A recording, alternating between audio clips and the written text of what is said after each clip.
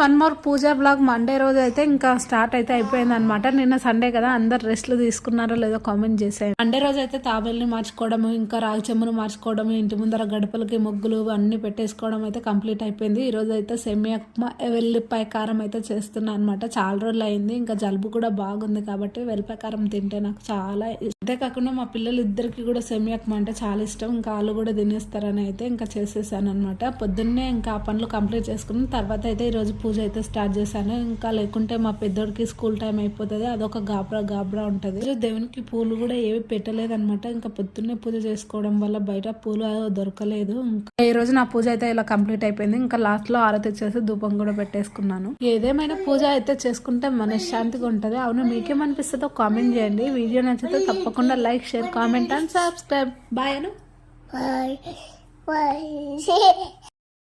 ఓం నమః శివాయ.